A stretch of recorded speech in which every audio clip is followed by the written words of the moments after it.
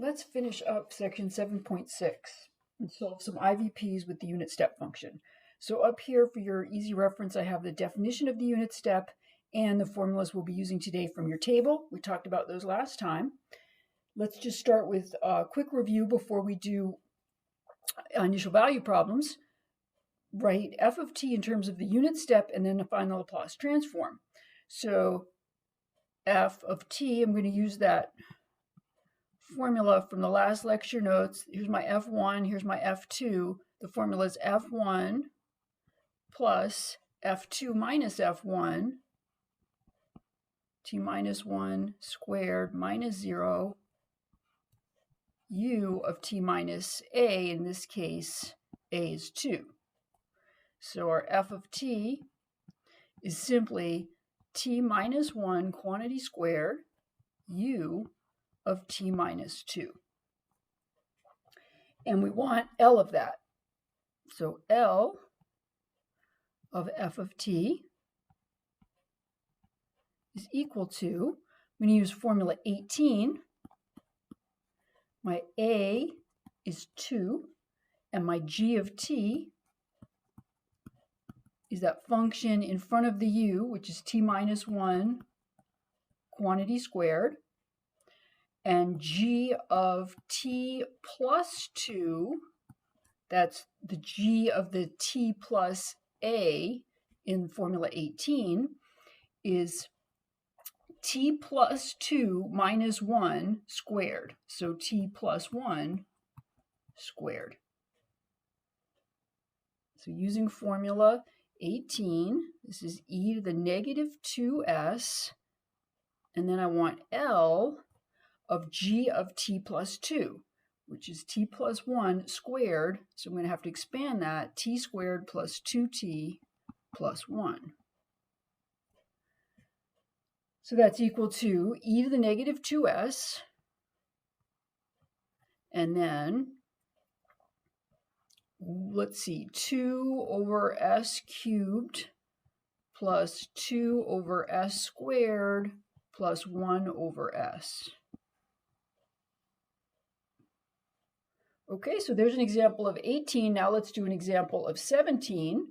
I want L inverse of this function here, which I'm going to rewrite as L inverse. If I want to use 17 backwards, I'm going to pull the e to the negative s off, and then the function that comes after that is 5 over s times s plus 1, but using this partial fraction decomposition, that's 5 over s minus 5 over s plus 1. I apologize, my s's look a little bit like my 5s, so you're just going to have to use context. All right, now I want to use 17 backwards. My a is 1, and my f of t is L inverse of 5 over s minus 5 over s plus 1. So that's just 5 minus 5e to the negative t. All right, and then by formula 17 backwards, I want f of t minus a, it's up here at the top, f of t minus a, u of t minus a, and a is 1. So this is equal to, here's my f of t, 5 minus 5 e to the negative t minus 1 all times u of t minus 1. Now, we're going to use this result on the next page. So hang on to that, because we're going to solve an initial value problem, and we're going to need that result. So now let's solve some IVPs. Solve y prime plus y equals f of t, where f of t is given by this piecewise defined function, and I can rewrite that in terms of the unit step using my formula f1 and f2. This is just simply 5u of t minus 1. Okay, so I want to take L of both sides. I'm going to have L of y prime plus y, and that's equal to L of f of t, but we've rewritten f of t as 5u t minus 1. Okay, now I'm going to use the formulas for Laplace transform of derivatives. L of y prime is s big Y minus y of 0, but y of 0 is 0. L of little y is big Y. And then by formula, I'm just going to use number 14 on this. This is 5 e to the negative s, because my a is 1, over s. All right, so factor the big Y out. This is e to the negative s times 5 over s. I like to pull the e off if I know I'm going to have to use formula 17 backwards. And so now divide both sides by s plus 1. Big Y is e to the negative s times 5 over s times s plus 1. So little y, this big Y looks a lot like a little y. This is a big Y. Little y is L inverse of e to the negative s times 5 over s times s plus 1. Now, we took L inverse of this on the last page. So coming up here, this gives me little y of t is, just copying down what I had on the last page, I believe it was 5 minus 5e to the negative t minus 1, that's a t, all in parentheses, times u of t minus 1.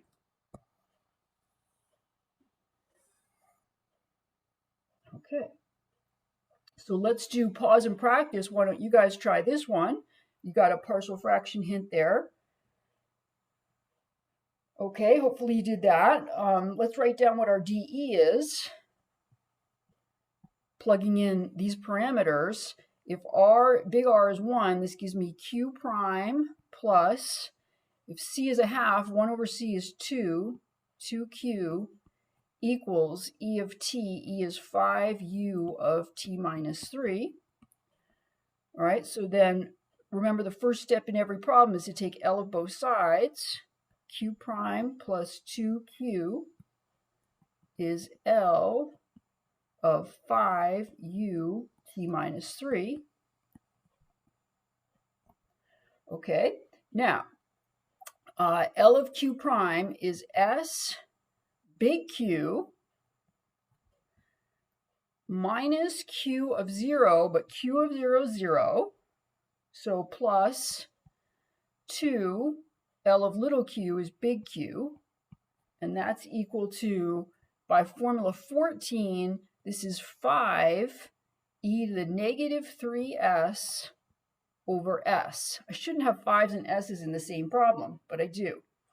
So let's factor a q out, and it's s plus 2. Divide both sides by s plus 2. Just skip that step and write it down. Q is, I'm going to pull out the e to the negative 3s, 5 over s times s plus 2.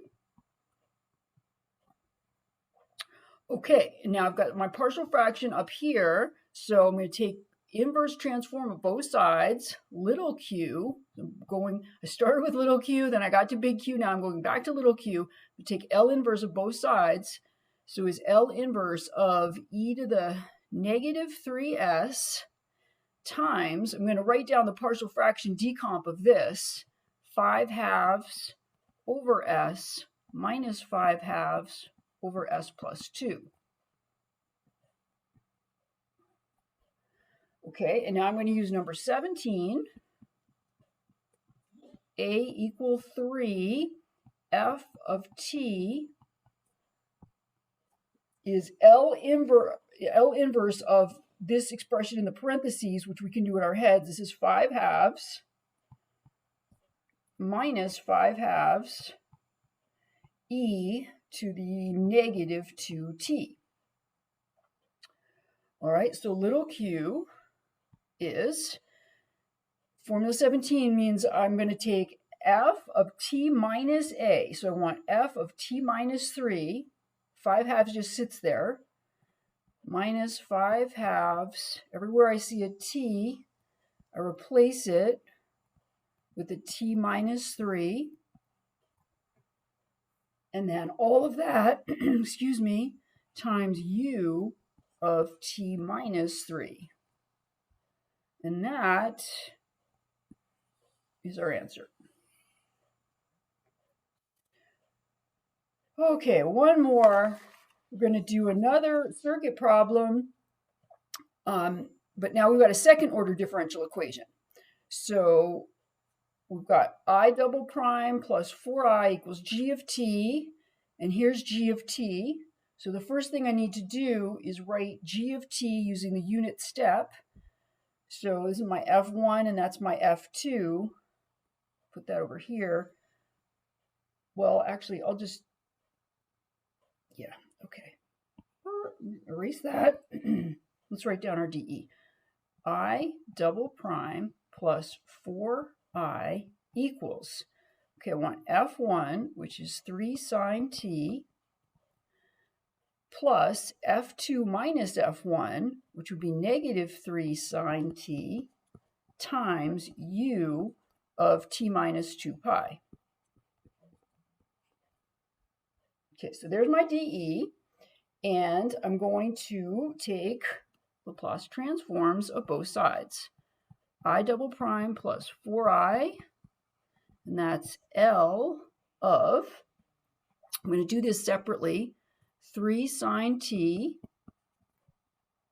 minus L of 3 sine t u of t minus 2 pi. The reason I'm doing it separately is because this is just straight up 6 or 7 from my table, and this one's going to require formula 18. This guy is a equal, I can't read my own writing, that's a 2 pi. A is 2 pi. G of t is 3 sine t. So g of t plus a, which is 2 pi, is 3 sine t plus 2 pi.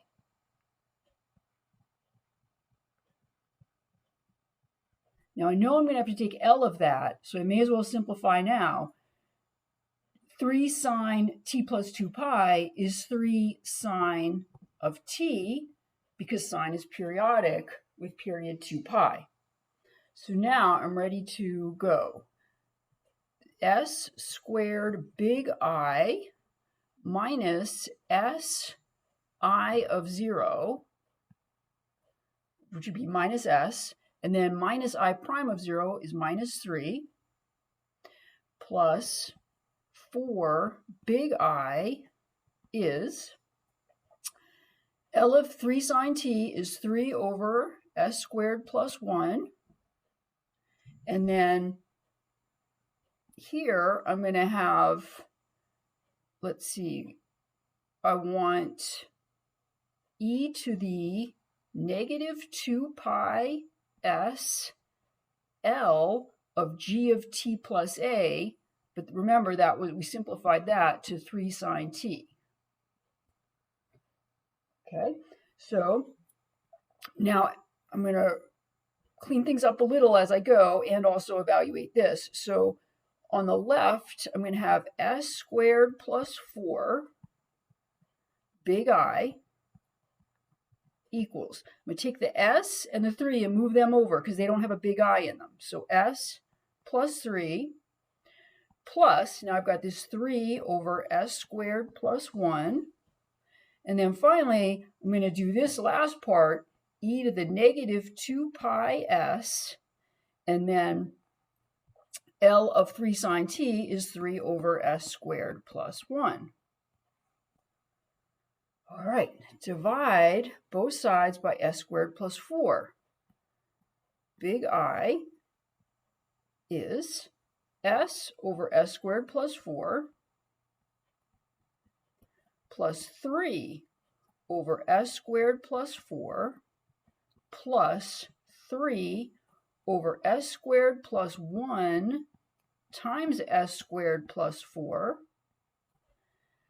minus e to the negative 2 pi s times 3 over, I also need to divide this fraction by s squared plus 4. So s squared plus 1 times s squared plus 4. Okay, so I've divided everything by s squared plus 4. Now I'm going to take L inverse of both sides. So little I is L inverse of, so I'm going to write down L inverse of this, s over s squared plus 4 plus 3 over s squared plus 4 plus, okay, I know the partial fraction decomposition of this next fraction because it's at the top in red. So I'm going to, instead of writing down 3 over s squared plus 1, s squared plus 4, I'm going to write 1 over s squared plus 1 minus 1 over s squared plus 4. Okay, and then I'm going to take L inverse of that separately from this next piece, because this next piece has an e to the negative 2 pi s in it, and I'm going to want to use formula 17. So e to the negative 2 pi s, and then again, I'm going to write down the partial fraction decomp for this, 1 over s squared plus 1 minus 1 over s squared plus 4. Okay, couple things here. I see two terms over here that I can combine before I take L inverse, because it'll just be easier. Or I can simplify after or before. I'll do it before. So s over s squared plus 4, and then I've got plus 3 over s squared plus 4 minus 1 would be plus 2 over s squared plus 4 plus 1 over s squared plus 1. Okay, so that piece is good to go. Minus this guy, I'm going to be using formula 17. A is 2 pi f of t is L inverse of that expression in the parentheses, which is sine t minus, for this guy, I need a 2 on top, so I have to divide by 2. So 1/2 sine 2t. All right, so I'll just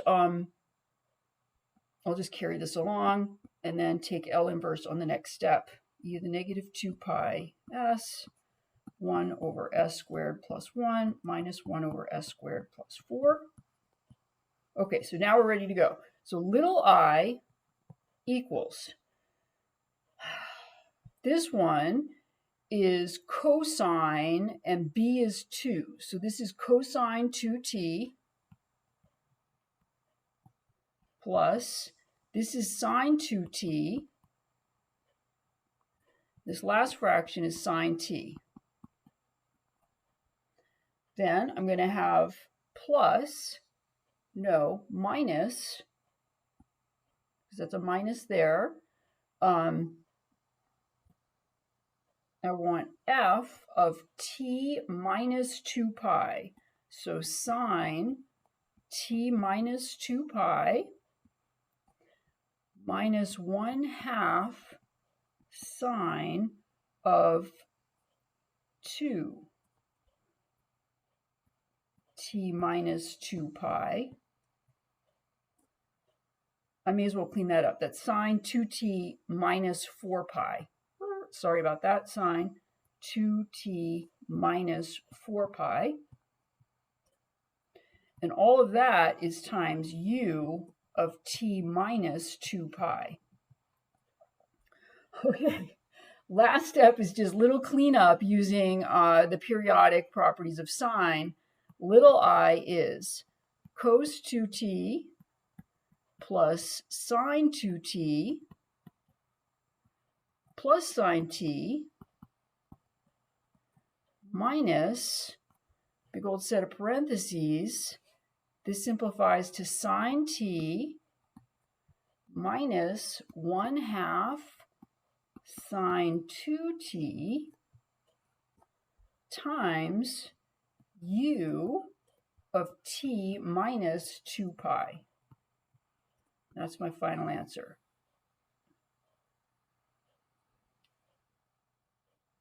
So it took a little while, but I want to point out two things. Number one, again, when you solve an initial value problem with Laplace transforms, the initial conditions are built into the problem. So at the end, you don't have to solve for any constants. Number two, we have no method other than this for solving a differential equation with discontinuous coefficient functions. So UC wouldn't work, and neither would variation of parameters, because variation of parameters requires that the g of t is continuous, and in this case, g of t is not continuous. So if you're thinking you don't like this solution, actually it's a pretty beautiful solution. Okay, and that is the end of this section. There's a problem here, it's optional, but the answers are built in, and so you can see if you're doing it correctly if you so desire.